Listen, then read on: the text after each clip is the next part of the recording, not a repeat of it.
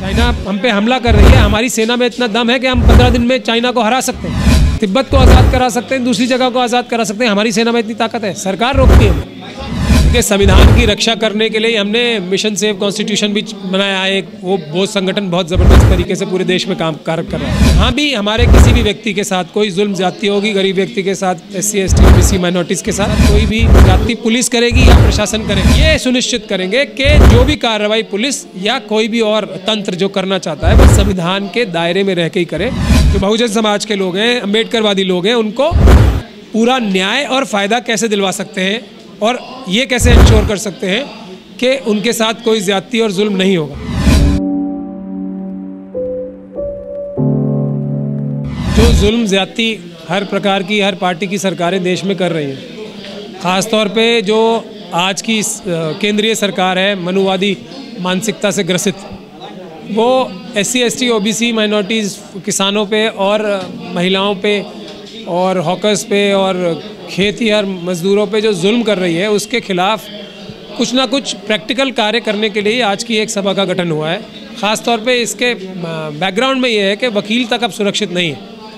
जिस प्रकार से मेरे ऑफिस पे केंद्र सरकार ने सबूत चुराने के लिए हमला किया था, जो दिल्ली दंगों के ही नहीं बल्कि सरकार की करप्शन की बहुत सारी जो हमारे क्लाइंट्स हैं उनकी फ़ाइलें हमारे पास मौजूद थी, तो उसके लिए जो अब ऐसी प्लानिंग बनानी चाहिए, बाबा साहब के संविधान का इस्तेमाल करके देश की जनता को न्याय कैसे दिलाना चाहिए, उसके लिए आज एक ये मंत्रणा हुई है जिसमें तमाम अम्बेडकरवादी संगठन जितने भी हैं उन्होंने ये एक आज मीटिंग बुलाई है। आप देख सकते हैं कि इतनी बारिश और तूफ़ान के बावजूद भी हॉल जो है ठसाठस भरा हुआ है और लोग अभी आ रहे हैं।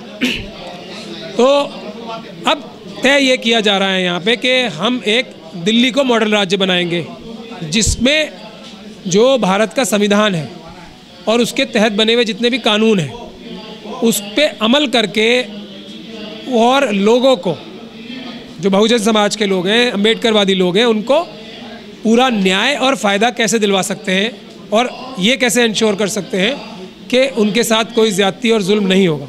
उसके लिए हमने दिल्ली को एक मॉडल राज्य बनाने के लिए प्रस्ताव आ रहे हैं यहाँ पे कि हम एक क्विक रिस्पांस टीम बनाएं। जहां भी हमारे किसी भी व्यक्ति के साथ कोई जुल्म ज्यादती होगी, गरीब व्यक्ति के साथ, SC ST OBC माइनॉरिटीज़ के साथ और दूसरे भी गरीब लोगों के साथ, महिलाओं के साथ, बच्चों के साथ, हॉकर्स के साथ, सफाई कर्मचारियों के साथ या हॉस्पिटल के जो कर्मचारी हैं उनके साथ या किसी भी प्रकार के कमज़ोर व्यक्ति के साथ कोई भी ज्यादती पुलिस करेगी या प्रशासन करेगा, तो हम जैसे PCR कॉल होती है वैसा एक सिस्टम बनाएं। वहाँ पर हमारे लोग पहुँचेंगे, तुरंत बड़ी संख्या में भी पहुंचेंगे और छोटी संख्या में तुरंत पहुंचेंगे, उसके बाद बड़ी संख्या में पहुंचेंगे और ये इंश्योर करेंगे, ये सुनिश्चित करेंगे कि जो भी कार्रवाई पुलिस या कोई भी और तंत्र जो करना चाहता है वो संविधान के दायरे में रह के ही करे, कानून के दायरे में रह के करे, उससे बाहर जाके गैर कानूनी कार्य ना करे। ये हम आज प्लानिंग बना रहे हैं।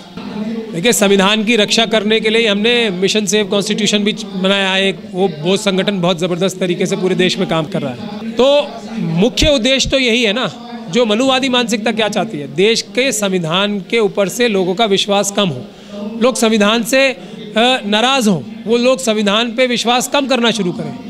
हम जो अम्बेडकरवादी हैं, हम यही चाहते हैं कि चाहे कितने भी मुश्किल हालात अभी चल रहे हैं, सारे जो इंस्टीट्यूशंस हैं, सारे जो निकाय हैं, वो सभी लोग कॉम्प्रोमाइज़ हो चुके हैं। ज़्यादातर सुप्रीम कोर्ट के 4 जजेस भी प्रेस कॉन्फ्रेंस करके बोल चुके हैं कि सुप्रीम कोर्ट भी अभी बहुत दबाव में है। इन हालात में भी बाबा साहब का संविधान जो है इतना ताकतवर है कि वो सबको न्याय आज भी दिला सकता है। ये विश्वास हम लोगों में जागृत रखना चाहते हैं और हम ये करके दिखाते भी हैं। हमारे से दुश्मनी मनुवादियों की क्यों है? बुनियादी तौर पर और किसी वजह से नहीं है कि हम संविधान के माध्यम से, कानून के माध्यम से लोगों को वो न्याय दिलाने में समर्थ हैं या सक्षम हैं जो किसी और रास्ते से नहीं मिलता। और यही हम कहते हैं कि संविधान का रास्ता सबसे बेहतरीन रास्ता है, सबसे बड़ा अच्छा न्याय लेने में। यही हमारी उनकी सबसे बड़ी लड़ाई है कि वो ये चाहते हैं कि संविधान पे से लोगों का विश्वास उठे। हम ये चाहते हैं कि संविधान पे लोगों का विश्वास पूरी मजबूती के साथ रहे, सिर्फ और सिर्फ इसी वजह से, और कोई वजह नहीं है। हम अगर अम्बेडकर साहब के दिखाए रास्ते से हट जाएं तो हमें भी बहुत सारे लोग ऐसे हैं जो विभिन्न बहुजन समाज के ही हैं, जिन्हें RSS खुद पब्लिसिटी करके या उनको स्पॉन्सर करके लीडर बनाती है अपनी अपनी कम्युनिटी का। हमें भी वो बनाने की कोशिश की जा सकती है अगर हम बाबा साहब के रास्ते से थोड़ा भी भटक जाएं तो। लेकिन हम बाबा साहब के रास्ते से 1 सेंटीमीटर क्या 1 मिलीमीटर भी नहीं हटेंगे, इसीलिए हमसे दुश्मनी है, इसीलिए हमें मारने की कोशिश की जा रही है। और मुझे ही क्या, जो भी अम्बेडकरवादी है मजबूती के साथ, उसे ये सरकार मार के ही मिटा सकती है। वैसे अम्बेडकर साहब की आइडियोलॉजी को, उनकी विचारधारा को कोई जीवित रहते तो हमें ख़त्म कर नहीं सकता, क्योंकि वो विचारधारा और हमारा संविधान इतना मजबूत डॉक्यूमेंट है। वजह ये रही कि हमने उनसे कानून का पालन कराया, नम्र निवेदन करके और उनसे रिक्वेस्ट करके ये इंश्योर किया हमने मजबूती के साथ खड़े रह के कि कानून से आप जो कर सकते हैं कीजिए, संविधान के तहत रह के जो कर सकते हैं कीजिए। तो वो तुरंत ही नाकाम हो गए और आपने पूरी दुनिया ने देखा कि संविधान जीता, गुंडागर्दी और हथियार बंदूकें हारी, भारत का संविधान जीता। हमारे केस में पूरी दुनिया ने देखा बाबा साहब की कलम जीती और उनकी जो बंदूकें लाए थे वो हार गई। तो बाबा साहब ने यही तो कहा था ना, 1000 बंदूकों से ज़्यादा एक कलम ज़्यादा ताकतवर है। तो हमने बाबा साहब का संविधान का प्रयोग किया और उसके आगे सभी लोगों को झुकना पड़ेगा।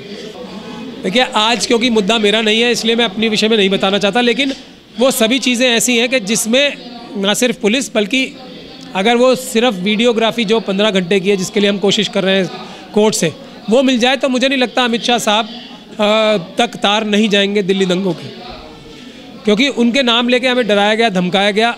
उसी चीज़ों को और जो हमारे पास सबूत हैं आरएसएस के खिलाफ, और हमने आरएसएस के 2 दर्जन से भी ज़्यादा कार्यकर्ताओं को अरेस्ट भी हमारे क्लाइंट्स की पैरवी करके अदालतों से कराया। देखिए एक मज़ेदार और बात और है, हम तो सिर्फ जाके कोर्ट में जज के सामने अपना पक्ष रखते हैं, ऑर्डर्स तो जज साहब करते हैं ना। तो असली लड़ाई तो इनकी किससे होनी चाहिए या है? जज से। हम तो सिर्फ अपना पक्ष रखते हैं, कोई हुक्म करने की या कलम में हमारी ताकत तो नहीं है ना। तो ये भी एक सोचने का विषय है कि किस चीज़ से नाराज़ है मनुवादी। जो हमारी पुलिस के भ्रष्ट तंत्र वाले हैं या सरकार के भ्रष्ट तंत्र अफसर हैं, वो नाराज़ किस चीज़ से हमसे? क्या मैं कोई ऑर्डर पास कर देता हूँ?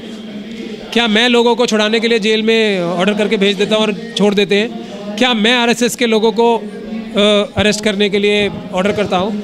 क्या मैं पुलिस के खिलाफ एफआईआर के ऑर्डर करता हूँ या आरएसएस के लोगों के खिलाफ? नहीं, ये तो न्यायालय करते हैं।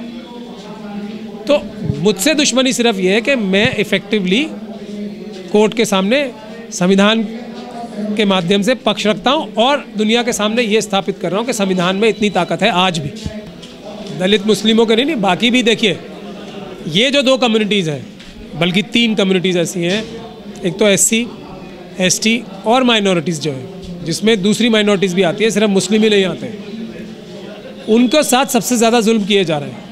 सबसे ज़्यादा SCs के साथ, उसके बाद SC STs के साथ बराबरी, उसके बाद मुस्लिम कम्युनिटी के साथ और दूसरी माइनॉरिटीज़ के साथ। लेकिन सबसे ज़्यादा जो अन्याय हो रहा है वो SC और STs के साथ हो रहा है हमारे देश में। ये मैं पूरी जिम्मेदारी से कहता हूँ।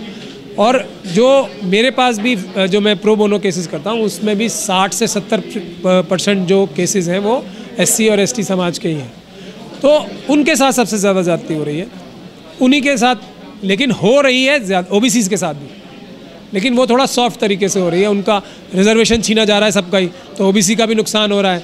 नौकरियों में देखिए प्राइवेटाइजेशन की जा रही है, तो OBC का भी नुकसान हो रहा है। अब किसान कौन है ज़्यादा? SC और STs के पास। STs के पास तो फिर भी ज़मीन है, SC के पास तो ज़मीन ही नहीं है देश में।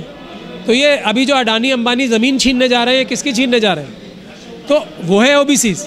मगर उनके साथ क्योंकि धीरे धीरे काट रहे हैं ये, तो उनको अभी दर्द जो है ज़्यादा महसूस नहीं हो रहा।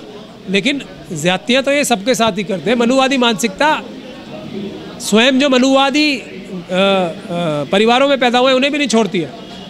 वो तो 2, 4, 5, 10 लोगों के पास ही, जैसे हमारे देश में 50 से 52 सिर्फ ऐसी एंटिटीज़ हैं जिनके पास देश का 70% से भी ज़्यादा जो एसेट्स हैं वो उनके पास है। आज आप देख रहे हैं क्या हो रहा है। गुजरात के जो मनुवादी मानसिकता के बिजनेसमैन हैं, सिर्फ और सिर्फ वही देश की 95% जो बिज़नेस है वो उनके कब्ज़े में है।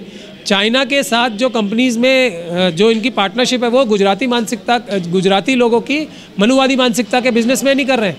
जो भारत का इंटरेस्ट कॉम्प्रोमाइज़ कर रहे हैं, देश की जो पॉलिसीज़ हैं चाइना के प्रति सॉफ्ट कर रहे हैं, वो गुजराती मानसिकता के, गुजराती जो लोग हैं वो मनुवादी मानसिकता के, वो चाइना के साथ साठगांठ कर रहे हैं। उनकी कंपनीज़ में पार्टनर्स हैं। इस पर आप रिसर्च करें तो आप पता लग जाएगा कि चाइना के साथ जो ये सरकार, चाइना हम पे हमला कर रही है, हमारी सेना में इतना दम है कि हम 15 दिन में चाइना को हरा सकते हैं, तिब्बत को आज़ाद करा सकते हैं, दूसरी जगह को आज़ाद करा सकते हैं। हमारी सेना में इतनी ताकत है, सरकार रोकती है उन्हें।